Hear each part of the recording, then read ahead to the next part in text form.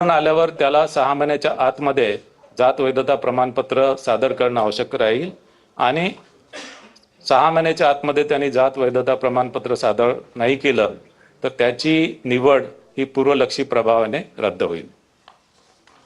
या निवडणुकीमध्ये मतदान केंद्र एकूण 25,482 आहे आणि या निवडणुकीसाठी आम्ही इलेक्ट्रॉनिक वोटिंग मशीनद्वारे ही निवडणूक घेणार आहे आणि त्यामध्ये एकूण कंट्रोल युनिट 51,537 आम्ही वापरणार आहोत आणि बॅलेट युनिट 1,10,329 इतके बॅलेट युनिट आम्ही वापरणार आहोत।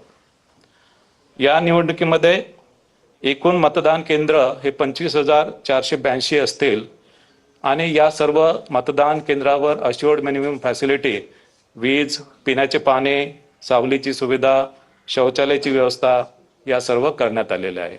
याशिवाय काही मतदान केंद्र हे आदर्श मतदान केंद्र म्हणून निर्माण केले जातील आणि काही मतदान केंद्र हे पिंक मतदान केंद्र असतील।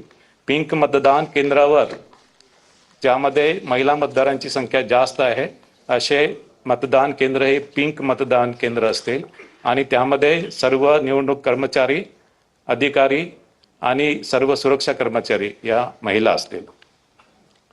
या निवडणुकीसाठी 1 जुलै 2025 ची मतदार यादी वापरणार आहोत आणि इलेक्शन कमिशन ऑफ इंडियाकडून जी मतदार यादी आली ती मतदार यादी जिल्हा परिषद विभाग व पंचायत समिती गणनिहाय ही विभाजित केलेली आहे।